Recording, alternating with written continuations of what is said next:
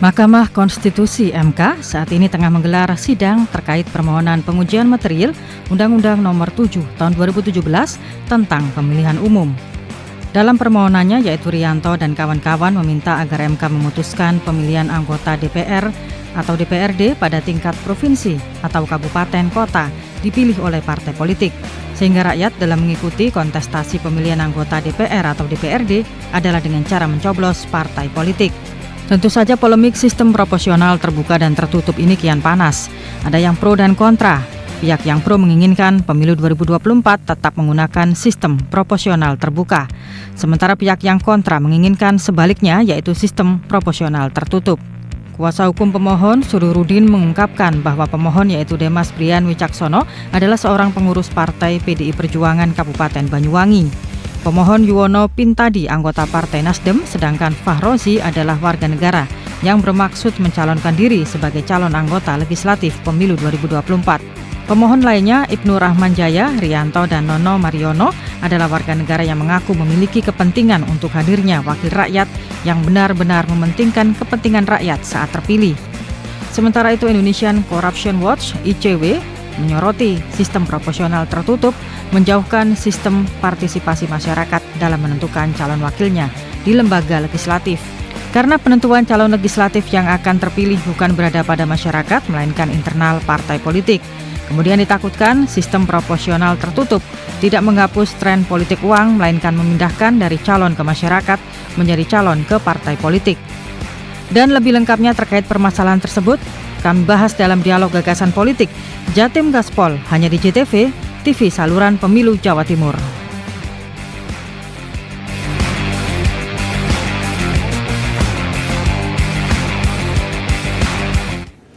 Iya pemirsa, selamat berjumpa dalam program Jatim Gaspol, Gagasan Politik Jawa Timur. Kali ini bersama saya Mustika Ratna. Pemirsa, dalam episode kali ini kita membahas terkait dengan pro kontra sistem pemilu proporsional tertutup. Dan sudah hadir di studio JTV Bapak Wisnu Sakti Buwana, Wakil Ketua Bidang Organisasi DPD PDI Perjuangan Jawa Timur. Pak Wisnu Sakti Buwana, selamat malam. Terima kasih sudah hadir ya. Selamat malam. Baik, kemudian juga Mas M. Soleh nih, advokat yang juga pemenang gugatan MK Pemilu Sistem Proporsional Terbuka. Mas Soleh, selamat malam Mas. Terima kasih sudah hadir ya pada malam hari ini. Baik, saya ke Pak Wisnu dulu. Pak Wisnu, bagaimana Bapak melihat ini dengan adanya gugatan begitu ya terkait agar kemudian dipilih oleh partai politik ini untuk anggota DPRD tingkat provinsi atau kabupaten kota? Jadi memang sebetulnya kalau dari konstitusi kita itu kan mengatakan peserta pemilu itu partai politik. Jadi sudah seharusnya rakyat itu memilih partai politik, bukan para caleg, karena yang jadi peserta pemilu partai politik. Tetapi faktanya di lapangan ini rakyat memilih caleg, artinya konsentrasinya jadi antar caleg ini. Nah ini yang jadi rancu sebetulnya yang selama ini terjadi ya. Kebetulan ini ada Pak Soleh yang dulu menggugat yang semua tertutup jadi terbuka ini. Nah dasar ini sebenarnya kita kembalikan lagi pada rule konstitusinya. Disitulah sebetulnya bagaimana kita membenahi partai politik itu agar bisa melahirkan kader-kader yang memang qualified untuk jadi pejabat publik. Tidak hanya bicara DPR, DPRD, tapi juga bicara kepala daerah dan sebagainya. Itu kan harusnya ditelurkan dari para partai politik ini. Kalau partai politiknya sudah menyehatkan dirinya sendiri. Nah, problem kenapa kita jadi pemilu ini terbuka, memilih caleg secara langsung, ini kan jadi rancu pesertanya partai politik, tapi milihnya caleg. Ada banyak yang berpikir bahwa ini mendekatkan rakyat bisa memilih wakilnya sendiri.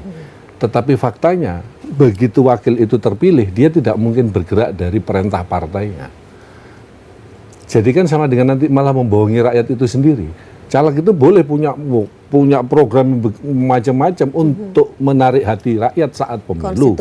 Nah, saat pemilu. Begitu selesai dia dipilih dan memang banyak suaranya pribadinya, partainya dapat kursi. Nah, begitu dia duduk di DPRD atau DPR, fraksinya dia itu adalah alat kepanjangan tangan partai dan itu diatur oleh konstitusi. Berarti dia tetap harus tunduk sama partainya, bukan nurut rakyatnya, kan begitu. Nah, kerancuan ini yang harusnya dikelirkan dengan aturan yang pasti sesuai konstitusi. Peserta pemilu partai politik, ya rakyat milih partai politik, tinggal rakyat menilai saja. Partai politik mana yang memang clear bisa melakukan kaderisasi ke dalam, berbenah diri ke dalam, menunjukkan kader-kader terbaiknya untuk bisa jadi wajah buat pejabat publik ke depan. Bisa dikatakan kemudian PDI Perjuangan lebih menyetujui untuk sistem proporsional tertutup? Kalau kita memang hari ini kan hanya kita sendiri yang terang-terangan kita setuju dengan proporsional tertutup, karena kita mau kembalikan pada roh demokrasi itu sendiri, bahwa demokrasi itu tonggaknya adalah partai politik. PR kita justru bagaimana partai politik di Indonesia ini bisa berjalan sehat, melakukan penyehatan ke dalam, dan memberikan pendidikan politik pada rakyat. Nah sekarang kan partai ini sudah dapat bantuan dari pemerintah, bantuan politik, banpol ke partai, tapi partai sendiri tidak melakukan pembenahan ke dalam. Apalagi memberikan pendidikan politik pada rakyat, sehingga yang terjadi setiap kali event pemilu, yang terjadi money politik. Kos politik semakin tinggi, hari ini yang tertangkap korupsi, kasus-kasus korupsi semakin banyak dibandingkan 15 tahun yang lalu saat proporsional tertutup. Artinya di sini partai politik yang untuk memberikan pendidikan politik belum sepenuhnya bisa terimplementasi begitu di lapangan. Itu yang terjadi saat ini, kan tidak semua partai politik bisa memberikan pendidikan politik kepada masyarakat. Sebagian besar berarti? Sebagian besar, padahal tugasnya seharusnya itu. Dari konstitusi. Mas Soleh, kalau Mas Soleh sendiri melihat seperti apa? Ya pasti bertentangan. Sebab yang memenangkan gugatan dulu itu saya. Yang menginginkan dari tertutup menjadi terbuka. Jadi sejarahnya kan begini. Tahun 2009 itu direncanakan ada Undang-Undang nomor 12 tahun 2010. Ya, Undang-Undang nomor 10 tahun 2008. Nah itu waktu itu punya konsep proporsional terbuka semi tertutup, jadi tidak terbuka murni. Nah memang memilih caleg tetapi ketentuannya BPP-nya kalau tidak mencapai dari BPP 30% maka kembali ke nomor urut.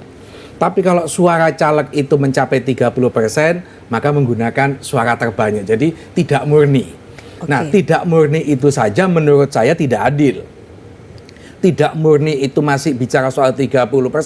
Bayangkan kalau ada caleg itu mendapatkan 29%. Sia-sia dia. Harus kembali ke nomor urut. Padahal saya nomor 10 misalnya. Kalau cuma 29% tetap kembali ke nomor 1. Rugi dong saya bekerja keras. Maka itu kita gugat supaya itu dihapuskan. Tidak lagi semi terbuka. Harus terbuka murni. Oke, waktu itu Mas Soleh caleg di? Belum nyalek. Sudah DCS. Belum masuk DCS ya? DCS. Belum masuk DCS? Iya betul. Jadi belum masuk DCS, dia masih daftar sebagai bakal calon legislatif. Sudah DCS, belum, ditarik. Pak. Belum, Pak. Ditarik lagi pengumuman karena DCS, saya menang. Pengumuman DCS belum keluar, Pak. Bisa dilihat sejarahnya. Nomor 4. Nggak ada, Pak. Dilihat di tahun 2009, Pak Soleh itu tidak pernah jadi calegnya PDI Perjuangan. Ya, baru bakal calon. Ya, bakal calon sudah. Bakal calon, tapi belum didaftarkan calon. Belum nah, tetapi yang ingin saya sampaikan begini, kita nggak perlu berdebat sejarah yang pertikaian itu ya, tetapi begini loh. Memang konsistensi teman-teman PDIP dari dulu sampai sekarang hanya PDIP yang dia tetap ngotot untuk proporsional tertutup. Nah, keinginan kita itu kan sederhana. Bagaimana yang namanya caleg itu bisa dekat dengan masyarakat. Kalau misalnya saat ini tiba-tiba dirubah menjadi proporsional tertutup, saya yakin itu caleg itu banyak yang mundur. Baik itu dari partai-partai lain lah, ataupun partai PDIP, saya tidak yakin itu caleg itu utuh. Misalnya satu dapil ada 10, nggak mau. Ngapain nomor 10? Toh yang untung itu caleg nomor 1 kalau dia dapat 1 kursi. Iya. Kalau partai itu dapat 3 kursi, yang untung 1, 2, 3. Selebihnya ini dia tidak akan mendapatkan keuntungan apapun. Nah konsep ini yang kita inginkan memang tidak seperti sekarang, bahwa sekarang ini money politik merajalela, ya. Tetapi itu tidak murni sebuah kesalahan dari sistem. Karena memang pola pikir masyarakat kita dari elit itu ya pikirannya koruptif. Apapun dijadikan duit. Wong kotak amal aja kemarin itu juga diganti supaya jadi duit untuk kepentingan pribadi, kok apalagi soal politik seperti ini. Baik, Mas Soleh, nanti masih akan berlanjut tentunya diskusi kita tentang ini. Pemirsa tetaplah bersama kami, Jatim Gaspol. Gagasan Politik Jawa Timur masih akan kembali hadir ke hadapan Anda sesaat lagi.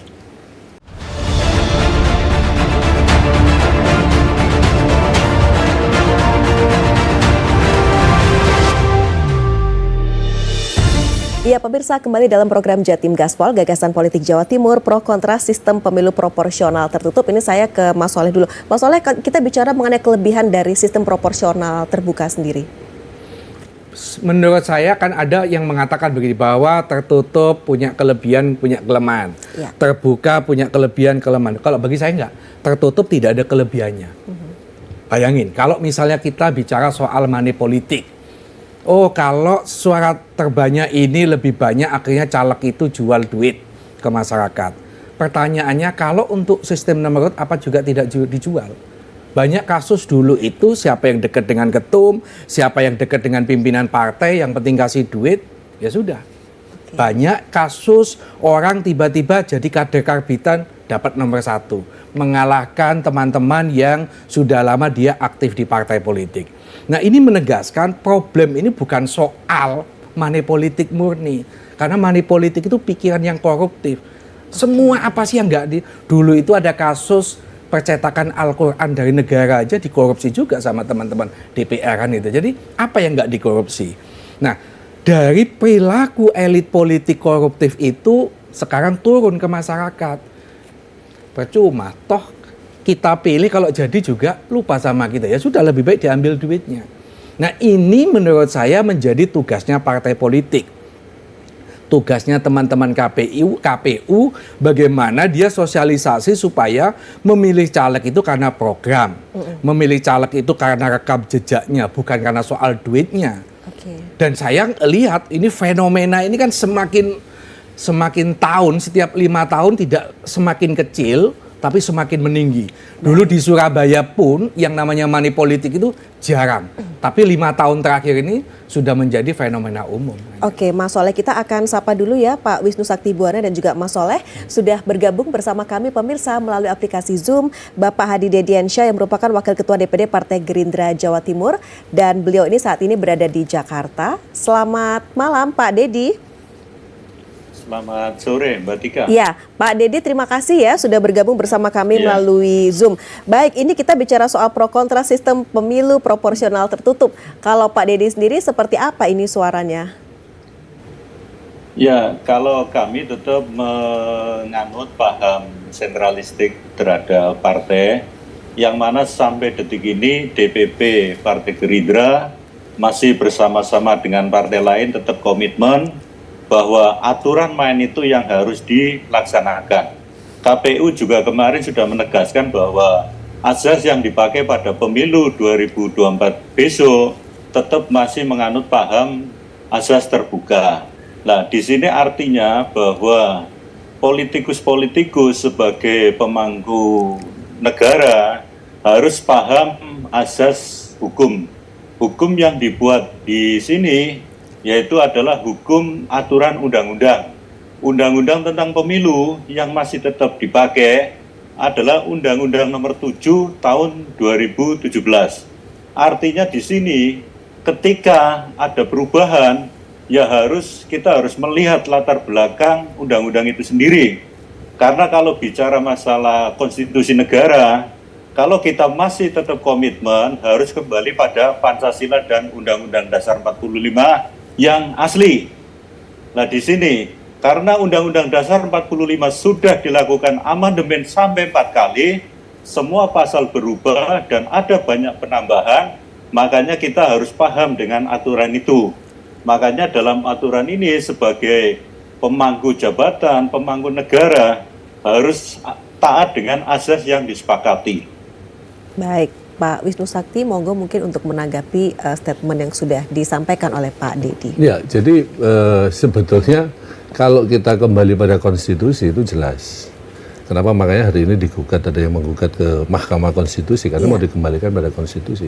Konstitusi kita dalam Undang-Undang Dasar 45. Jelas-jelas tertulis dalam Undang-Undang Dasar itu peserta pemilu partai politik. Kalau tadi disampaikan Pak Soleh juga bahwa proporsional tertutup itu tidak ada kelebihannya, itu hanya kekurangan saja. Itu kan saya kembalikan apa yang disampaikan Pak Soleh tadi. Karena pikiran beliau dari awal pikiran koruptif itu tadi. Mengatakan bahwa ini tinggal mindah uang dari rakyat pada petinggi partai. Insya Allah di PDI Perjuangan tidak ada urusan duit untuk masalah nomor urut. Tapi kita lihat track recordnya. Di kita itu ada kalau mau nyusun pencalekan itu selalu ada namanya scoring bagi caleg. Scoring itu sudah ditentukan oleh aturan partai. Berapa rekam jejak dia di partai itu ada skornya sendiri-sendiri. Dan itu yang jadi tolak ukur bagaimana menyusun nomor urut itu. Jadi tidak bisa kalau di PDI Perjuangan orang baru tiba-tiba di nomor 1, tidak ada. Orang baru yang kemudian dekat dengan dan elit partai. punya duit gitu, tidak selalu. Biasanya yang nomor 1 itu memang itu ya di partai sudah rekam jejaknya jelas. Kalau di PDI Perjuangan itu. Nah, problemnya sekarang begitu proporsional terbuka, sebenarnya dikatakan Pak Soleh, semakin tahun, semakin 5 tahun, nilai kos politik semakin tinggi. Mau sampai berapa? 2009 waktu itu misalkan, kita tutup mata, transaksional di bawah terjadi, walaupun di Surabaya tidak banyak, tapi di daerah terjadi. Uang 25.000 masih laku. 2014 uang 50.000 sih laku lah. 2019 100.000 nah 100.000 sudah tidak laku, Pak. Iya. Nah, mau 2024 ini mau duit berapa? Oke. Nanti 2029 mau duit berapa? Nah, kalau ini terus diteruskan seperti ini dan dengan bahasa bahwa ini mendekatkan Dengan calon rakyat. dengan rakyat, yang dekat yang mana? Pertanyaan saya. Toh begitu dia jadi, dia akan kembali pada aturan bahwa fraksi itu kepanjangan tangan partai. Dia tetap diatur oleh partainya. Kembali kepada instruksi dari parpol itu sendiri. Yes. Tapi begini loh Pak Wisnu, kan hanya di PDI Perjuangan atau saat ini taruhlah PDI Perjuangan yang memiliki semacam budaya untuk merekrut caleg itu seperti itu ya. Ya. Maksudnya dengan terukur. Betul. Tapi kan bisa jadi memang tidak semua partai politik seperti itu. Nah, harusnya kan itu dilakukan oleh semua partai politik. Nggak usah malu-malu kan, kita mencontoh yang baik. Wong PDI juga terus bukan yang pasti selalu yang baik, tidak. Tapi kalau ada yang baik, kenapa tidak semua mencontoh yang baik? Agar nanti partai itu kalau sudah sehat dulu di dalamnya, dia bisa memberikan pendidikan politik pada rakyat. Sehingga bicara proporsional tertutup, tidak lagi bicara orang hanya dekat ketua umum dan sebagainya, petinggi partai, pasti nomor urut, tidak. Rakyat akan menilai, oh memang ini, garis ideologinya jelas. Tiap partai politik punya garis ideologi perjuangan sendiri-sendiri. Nah, itu yang harus ditampilkan. Saya selalu flashback, bicara pemilu itu bukan pada saat mulai Orde Baru, tapi saat pemilu pertama tahun 55. Rakyat memilih partai politik dan jelas, tapi mana ini kader PNI, kader Masyumi, kader PKI, itu clear. Semua punya ideologi, kadernya NU, itu jelas. Punya ideologi sendiri yang terbaca dalam kehidupan sehari-hari di masyarakat. Sehingga rakyat memilih partai itu sama dengan memilih calon legislatif yang ditunjuk oleh partainya. Baik, Mas Soleh ini bagaimana? yang harusnya dikembangkan lebih jauh gitu loh. Bukan pikiran koruptifnya. Idealnya begitu. Tetapi Ya, saya kita mencoba harus menanggapi apa berpikir ideal. Pak Wisnu tadi. Contoh misalnya Krisdayanti. Krisdayanti kapan dia aktif di partai politik, tiba-tiba juga dapat nomor bagus dia dan lolos kan begitu. Ini sekedar contoh bahwa tidak selalu ukuran kaderisasi itu dijadikan tolok ukur penempatan kader. Kadang-kadang partai ini tidak konsisten. Saya tidak menyebut partai A, partai B, partai C. Semua partai ini sama. Mana sih ada partai yang nggak lepas dari kasus korupsi? Kena semua kok. Ayo mau partai apa? Semua kena. Jadi saya ingin katakan bahwa memang demokrasi kita itu sekarang menjadi mahal, iya. Itu saya akui. Banyak orang menyalahkan ini gara-gara Soleh. Jadi money politik meluas seperti ini. Keinginannya tidak seperti itu. Coba bayangkan kalau misalnya ini menggunakan sistem tertutup. Tidak akan ada caleg nomor 5 sampai nomor 10 itu mau terjun ke masyarakat. Mendekati kamu punya kebutuhan apa gagasanmu, saya perjuangkan. Nggak ada. Kenapa? Karena nggak mungkin. Ya. Misalnya di PRRI, jarang sekali ada dalam satu dapil bisa dapat 5 kursi. Nggak mungkin. Makanya yang nomor 5 sampai nomor 10, malas kerja dia. Ngapain? Nguntungin nomor 1 sampai nomor 5. Gitu ya Pak Wisnu? Itu bagi yang berpikir pragmatis. Di PDI Perjuangan kita tidak diajari berpikir pragmatis. Sesuai dengan konstitusi negara, kita bicara Pancasila, dasarnya gotong royong. Makanya di PDI Perjuangan, siapapun nomor urutnya, itu tidak hanya calegnya yang bekerja. Seluruh struktur partai di bawah sampai anak ranting bekerja. Mereka bangga dengan PDI Perjuangan. Mereka bangga partainya bisa menang. Kadang mereka nggak tahu kok siapa mau jadi, nggak tahu. Yang penting PDI. Nah, itu yang bahasa ini yang kita gaungkan ke bawah. Nah, semangat inilah sebetulnya harusnya mendasari dari seluruh partai. Kalau kita selalu berpikir bahwa ini konsentrasi ini personal, bicara untung rugi, wah ngapain nomor 5 ke bawah harus bekerja, nggak menguntungkan saya, itu berarti bicaranya pribadi. Baik, nah, belajar inilah yang harusnya kita mulai dari nol, bahwa kita buka diri bahwa ya ini harusnya gotong royong, kebersamaan ini dibangun di partai masing-masing, kita memeriahkan pemilu ini dalam konstelasi yang jelas. Baik, pemirsa tetaplah bersama kami, Jatim Gaspol, Gagasan Politik Jawa Timur masih akan kembali sesaat lagi.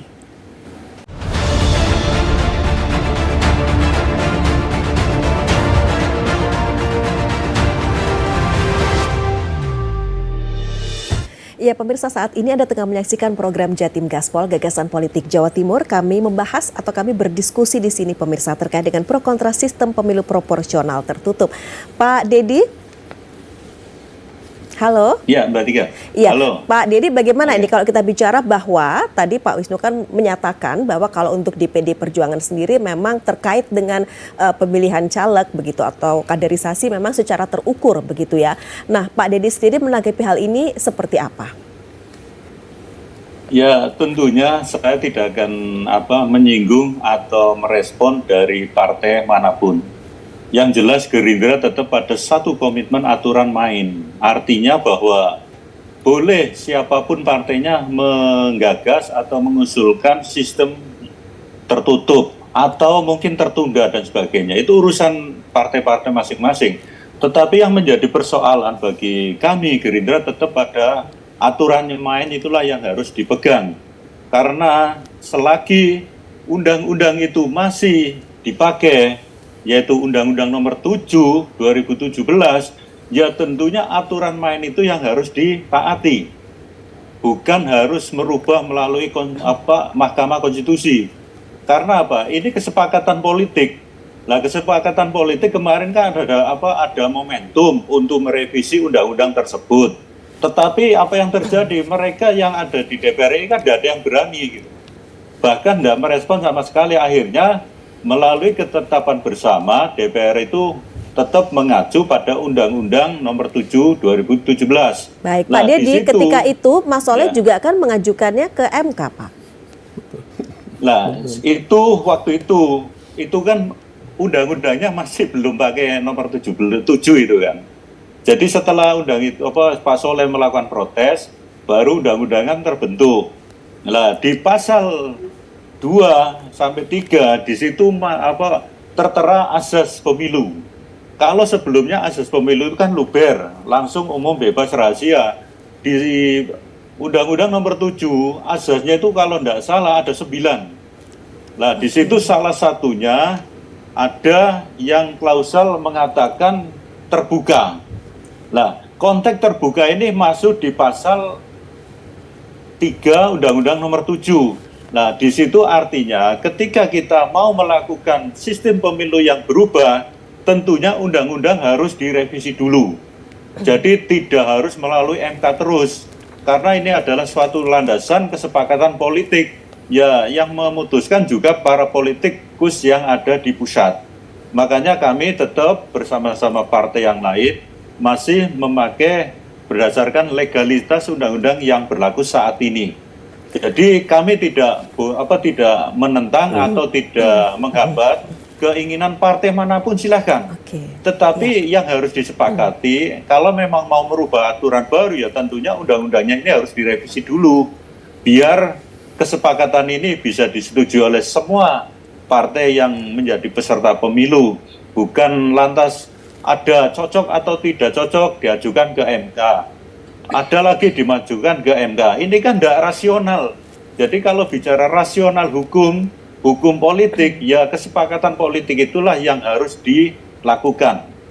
Pak Dedi, tapi begini, dengan adanya sistem proporsional terbuka sendiri begitu ya, bukan hanya kemudian dipilih oleh rakyat karena lebih dikenal, tetapi juga tidak menutup kemungkinan adanya politik uang, sehingga itu bisa menimbulkan kos politik begitu yang sangat tinggi, Pak Dedi. Bagaimana tanggapan Bapak? Saya rasa itu kan konsekuensi politik.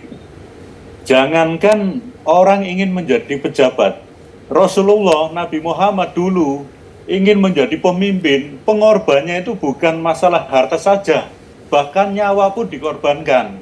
Jadi jangan sebatas hanya untuk menghindari money politik, terus harus ganti sistem, itu tidak perlu. Yang jelas keinginan masyarakat itu ya yang dipilih tentunya yang pernah melakukan pendekatan-pendekatan secara langsung terhadap masyarakat. Bukan berarti sistem itu akan membangkitkan suatu pemimpin yang korup dan sebagainya. Kami tidak sepaham dengan pola-pola pikir korupsi dan sebagainya, enggak.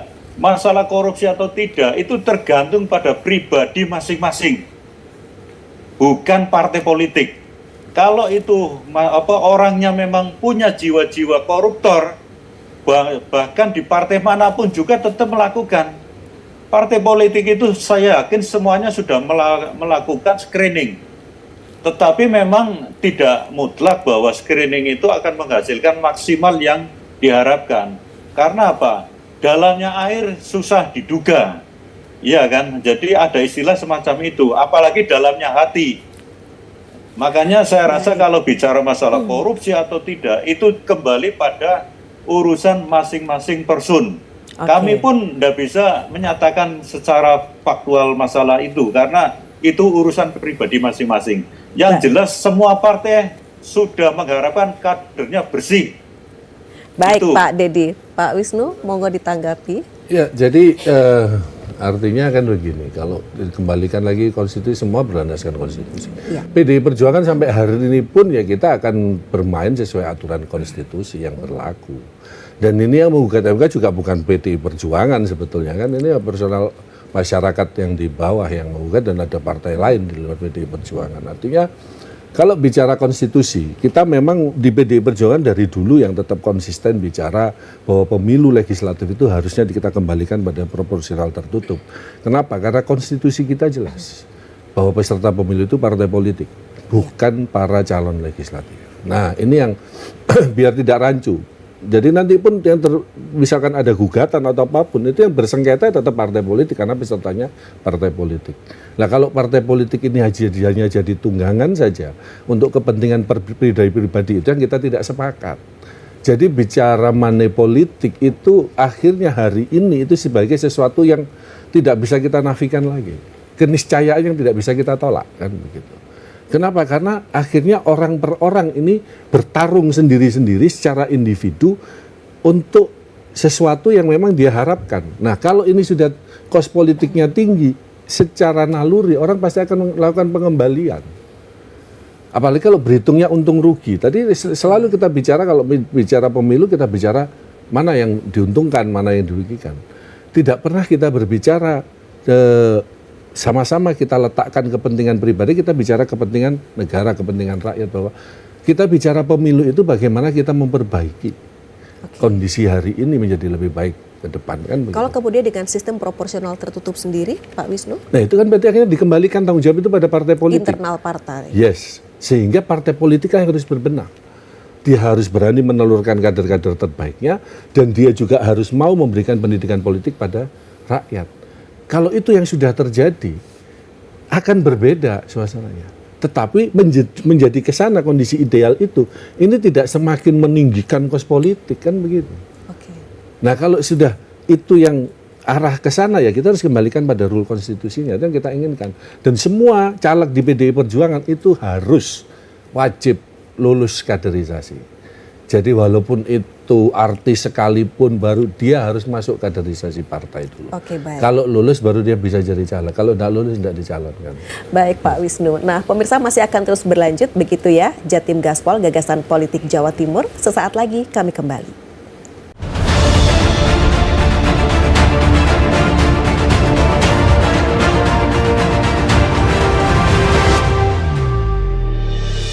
Iya pemirsa, terima kasih Anda masih setia untuk menyaksikan program Jatim Gaspol Gagasan Politik Jawa Timur, pro kontra sistem pemilu proporsional tertutup. Mas Soleh, kalau kita bicara begini loh Mas, perjuangan seorang caleg itu sendiri begitu ya. Ketika kemudian mereka sudah berdarah-darah menjadi kader militan. Tidaknya berdarah, ya. bernanah-nanah itu. Sampai bernanah ya Mas ya. Oke, bagaimana sih kemudian itu kemudian nanti mereka bisa kemudian tidak mendapatkan pemilih begitu ya, karena mungkin tidak banyak yang memilih atau mereka tidak bisa mencapai kursi atau posisi tertentu. Ya itu sebuah resiko ketika ada kader karbitan, tiba-tiba dari artis, tiba-tiba dari pengusaha, langsung dia terjun. Dia akan hanya mengandalkan uang pada titik itu loh ya. Hanya mengandalkan uang, tetapi jangan salah loh ya. Banyak caleg Saya mau ngambil contoh di PDI Perjuangan. Dia kader baru, Johan Budi namanya. Mantan jubir KPK, mantan jubir presiden, mantan pimpinan sementara KPK. Dia kader baru, dikasih nomor 1, menang dia. Dia bisa mengalahkan Budiman Sujatmiko yang itu incumbent. Incumbent kalah. Artinya apa? Tidak semata-mata soal duit ini, tapi kepopuleran caleg, bahwa dia sudah punya rekam jejak yang bagus, bahkan cerita-cerita di daerah Magetan di Ngawi itu, land itu dikasih stikernya Johan Budi semua. Karena tahu ini mantan pimpinan KPK, polisi tidak akan berani nangkap dengan. Artinya rekam jejaknya yang menolong dia sehingga dia mendapatkan suara terbanyak. Itulah. Jadi ini tidak bicara soal duit toh. Banyak juga caleg sudah habis duit banyak kalah. Enggak tentu juga kok, terutama untuk daerah-daerah perkotaan seperti Surabaya. Tetapi begini, yang ingin saya yakinkan, gugatan kita dulu itu tahun 2008 itu tidak sekedar menggugat, tapi ada rasionalitas, itu bicara konstitusi. Pasal 22E ayat 1 itu menyatakan pemilihan umum dilaksanakan secara langsung, umum, bebas, rahasia, jujur dan adil. Ini kan seakan-akan slogan biasa, bukan. Ini konstitusi. Langsung itu 2 makna kita menyampaikan di MK. Pertama, serentak dari Sabang sampai Merauke. Hari yang sama, jam yang sama dia. Ya. Makna yang kedua, pemilu itu langsung. Antara pemilih dengan caleg tidak boleh ada batasan. Tidak boleh ada sekat, harus melalui partai politik. Nah, di dalam sistem pemilu tertutup itu kan dihalangi. Dia harus memilih dulu ke partai. Bahwa ternyata saya Soleh itu caleg nomor 5 yang dia inginkan, nggak bisa. Partai yang menentukan yang nomor 1. Mau kamu suka sama Soleh, sama si A, si B, nggak bisa. Partai yang menentukan. Ini pertentangannya di situ. Yang kedua, makna bebas. Bebas itu menentukan bagi pemilih mau caleg siapapun. Dia bebas memilih caleg dari partai A, caleg dari partai B, mau nomor 1, mau nomor 10. Itu ada kebebasan. Ini konstitusi. Yang ketiga, ini makna adil. Adil itu saya sampaikan ke MK, maknanya adalah dari caleg nomor 1 sampai nomor 10 punya kesempatan yang sama. Tidak mentang-mentang dia ketua partai, tidak mentang-mentang dia dekat dengan pimpinan partai. Kalau dia tidak terjun ke masyarakat, kalau dia tidak bisa mencari simpati pemilih, maka dia nggak punya hak di situ. Kalau caleg nomor 10 tapi lebih pintar, lebih banyak dekat dengan masyarakat, dia punya peluang untuk terpilih. Jadi apa yang kita sampaikan, gagasan ini tidak sekedar gagasan biasa. Ini sesuai konstitusi. Bahwa apa yang disampaikan oleh Pak Wisnu benar. Peserta pemilu itu adalah partai politik. Betul itu memang. Itu diatur di dalam pasal 22E ayat 3. Peserta pemilihan umum untuk memilih anggota DPR dan lain-lain itu adalah partai politik. Betul. Tetapi jangan lupa ayat 2-nya menyatakan pemilihan umum diselenggarakan untuk memilih anggota DPR, DPRD, presiden, wakil presiden, dan DPD. Tidak ada disebut memilih partai politik. Makanya kemarin memang ada perdebatan. Di satu sisi kubu tertutup itu apa yang disampaikan Pak Wisnu, oke iya. Tapi kubu kita mengacu di sini bahwa pemilu itu memilih anggota DPRD, anggota DPR, bukan memilih partai politik. Pesertanya memang partai politik yang mendaftarkan. Untuk dia terpilih atau tidak tergantung kedaulatan rakyat. Siapa? Ya pemilih itu. Masalahnya begini, kalau dari pihak MK sendiri sempat begitu ya, ada yang memberi ide begitu terkait dengan sistem hybrid itu. Iya. Kayak motor aja itu. Kalau saya tentu tidak sependapat. Itu kembali ke apa yang disampaikan Pak Dedi, apa yang disampaikan Pak Wisnu. Siapapun boleh punya pendapat. Itu salah satu hakim konstitusi punya pendapat. Kenapa tidak mencoba mengawinkan?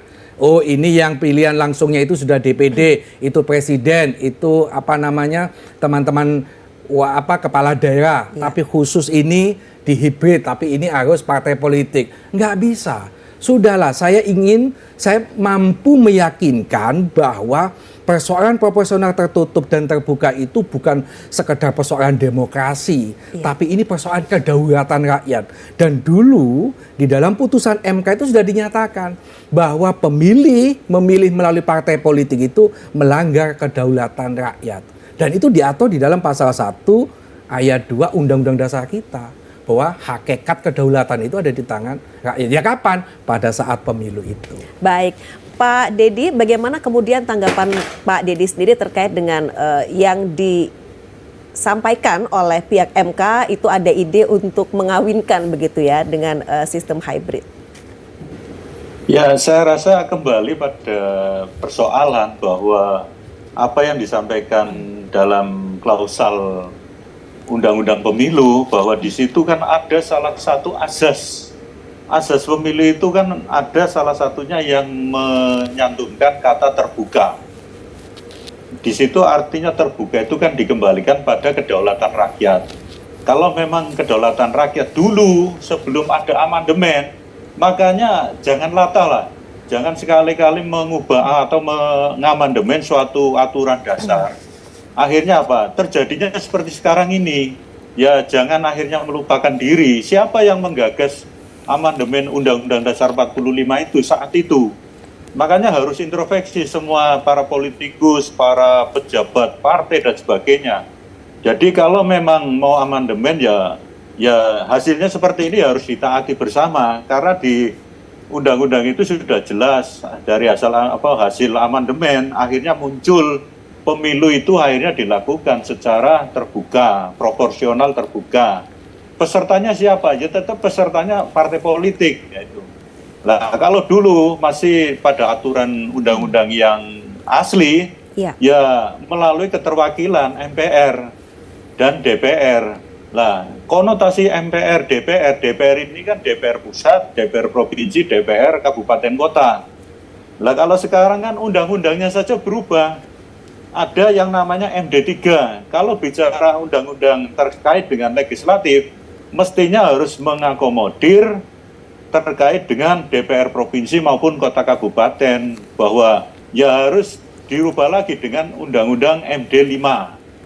Jadi di sini itu sudah terlalu multi tafsir. Akhirnya tafsir-tafsir ini sudah keluar dari rel. Kalau memang undang-undangnya masih tetap pakai Undang-Undang Nomor 7, ya harus apa yang tertera di pasal-pasal tersebut itulah yang harus ditaati. Kalau masing-masing misalkan ada partai tertentu ingin merubah keinginan proporsional tertutup, ya silakan. Tetapi hukum dasarnya harus dirubah dulu, biar tidak bertentangan dengan aturan mainnya. Ini yang harus kita tegaskan. Persoalan rakyat jangan dikambing hitamkan terus. Karena apa? Rakyat berkali-kali itu selalu dibohongi dari hasil pemilu. Katanya rakyat ingin disejahterakan. Setelah pemilu, banyak rakyat yang berkeluh kesah. Kadang saya kalau turun ke masyarakat sendiri, saya itu dihujat di mana-mana. Padahal saya tidak pernah janji masalah hal-hal yang disampaikan ke masyarakat langsung. Tapi pada akhirnya saya harus menjelaskan. Kemarin saya jadi anggota DPRD, yang milih kan bukan panjenengan semua. Tetapi saya jadi anggota dewan karena ada yang memilih.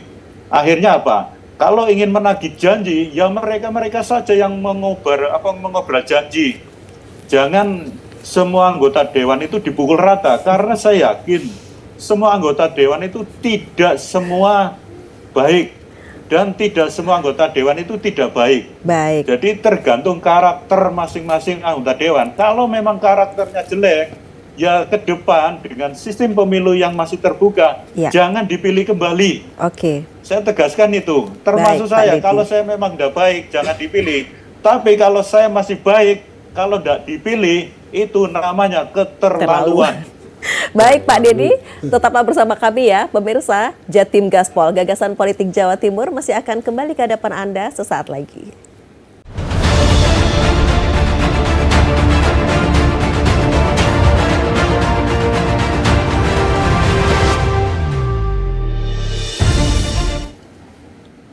Iya, baik pemirsa, kembali dalam program Jatim Gaspol, Gagasan Politik Jawa Timur. Kita sudah masuki untuk segmen terakhir. Pak Dedi. Halo Pak Dedi. Halo, iya Pak. Pak Dedi, begini, Bapak kan sebagai pengurus parpol begitu. Nah, bagaimana kemudian peran partai politik sendiri dalam hal ini Gerindra begitu ya untuk memberikan pendidikan politik juga kepada masyarakat kemudian kepada kader internal juga begitu, terkait juga dengan kaderisasi ini Pak. Seperti apa? Yang jelas pada persoalan untuk persiapan pemilu 2024, Gerindra sudah melakukan seleksi. Nah, seleksi itu juga dilakukan beberapa tahap. Salah satunya ya tes wawancara dan sebagainya. Dan insya Allah Gerindra sudah menyiapkan kader-kader terbaiknya. Tetapi dari hasil seleksi kader terbaiknya itu, tetap kita akan kita tawarkan ke masyarakat. Dari sekian banyak kader yang baik itu, silakan masyarakat untuk memilih terbaik dari yang baik. Artinya apa? Bahwa di sini kami Gerindra tidak memaksakan bahwa nomor 1 harus dipilih, tidak. Tetapi barangkali ada nomor lain yang lebih baik, silakan dipilih. Baik. Itu nanti akan kita kembalikan pada sebagai pemegang kedaulatan rakyat, yaitu masyarakat atau rakyat itu sendiri yang menentukan pilihan terhadap kader-kader Gerindra. Baik, Pak Dedi, bagaimana ketika kalau nanti misalnya Pak ya, keputusannya sendiri adalah sistem proporsional tertutup. Tanggapan Pak Dedi? Ya, saya belum bisa mengatakan setuju atau tidak setuju. Karena apa? Tertutup atau terbuka, mestinya tetap pada komitmen Gerindra sampai sekarang masih mentaati aturan main, yaitu Undang-Undang Nomor 7 2017. Sampai detik ini masih tetap komitmen berpegang pada aturan main. Gitu Mbak Tika. Ya, oke. Bapak Hadi Dediansyah yang sudah terhubung melalui aplikasi Zoom. Terima kasih Pak Dedi. Baik Pak Wisnu Sakti Buwana, silakan. Bagaimana kemudian nanti kalau kita melihat bahwa MK memutuskan dengan sistem proporsional tertutup? Kalau PDI Perjuangan mau tertutup mau terbuka kita siap bertempur. Karena semangat kita dari awal menghadapi pemilu 2024 kita sudah menekankan ini bukan konsentrasi individu, tapi ini adalah pekerjaan partai. Kita bertempur di bawah bendera PDI Perjuangan, maka kita gotong royong bersama-sama. Sehingga kesiapan kita mau terbuka, mau tertutup, kader kita sudah tidak lagi melihat nomor, tapi bagaimana PDI Perjuangan bisa menang spektakuler di Jawa Timur, dan secara nasional kita hat-trick 3 kali berturut-turut menang. Baik, jadi kalau misalnya meskipun calon legislatif populer, tapi mesin partai tidak bisa jalan, itu tidak akan berhasil? Tidak akan berhasil di PDI Perjuangan. Kita pasti menggerakkan mesin partai. Maka konstitusi di internal kita sesuai keputusan Rakernas yang terakhir itu bahwa PDI Perjuangan dalam memenangkan pemilu 2024 itu dengan pemenangan elektoral terpimpin, berbasis gotong royong, bertumpu pada mesin partai. Dan itu sudah kita jalankan di seluruh nasional. Dan kesiapan kita tidak lagi bicara individu per individu caleg, tapi ini kerja bareng kepartaian yang kita bangun dari awal. Jadi mesin partai yang memang selama ini komitmen untuk terus digerakkan, begitu ya? Sehingga nanti caleg siapapun yang jadi itu akan dikontrol oleh partai, oleh internal kita, harus sesuai dengan garis ideologi partai yang notabene kita ingin mensejahterakan rakyat Indonesia. Baik, Bapak Wisnu Sakti Buwana, terima kasih. Mas Soleh, silakan. Saya sih lebih dalam problematika tertutup dan terbuka itu bagaimana komitmen KPU. Sebab selama ini yang kita lihat baik itu KPU maupun Bawaslu tidak ada keseriusan bagaimana sosialisasi supaya jangan memilih caleg itu karena uangnya. Itu nggak pernah ada itu, iklan-iklan itu. Misalnya jangan pilih politisi busuk, nggak pernah ada. Wis pokoknya gunakan hakmu. Padahal belum tentu orang Surabaya yang dia berKTP di Madiun dia harus pulang. Nggak mungkin. Mau pulang habis duit biaya. Ya dia kehilangan hak pilih. Karena itu hak memang. Maka yang paling penting menurut saya mau tertutupkah nanti misalnya diputus oleh Mahkamah Konstitusi, yang paling penting itu adalah bagaimana peranan KPU supaya akar masyarakat ini memilih bukan karena faktor duit, ya atau memilih bukan karena faktor iklan, tapi tahu rekam jejaknya caleg, itu yang paling penting menurut saya. Kalau itu dilakukan, saya yakin misalnya partai A calegnya nggak bagus, nggak akan dipilih partainya itu. Baik. Tapi kalau pakai suara terbanyak, mau partainya itu partai kecil seperti PSI yang dia dapat kursi di Surabaya. Nah, itu tergantung dari caleg-caleg yang akan bekerja sosialisasi menyampaikan gagasannya kepada masyarakat. Jangan lagi lihat partainya menurut saya. Pileg itu yang lebih penting dilihat adalah calegnya punya kualitas atau tidak, rekam jejaknya ada atau tidak. Oke, baik. Kita sama-sama menunggu, semoga yang terbaik saja begitu ya. Mas M. Soleh, terima kasih juga. Pemirsa, sampai di sini kebersamaan kita dalam program Jatim Gaspol, Gagasan Politik Jawa Timur. Saya Mustika Ratna, terima kasih pemirsa, sampai jumpa.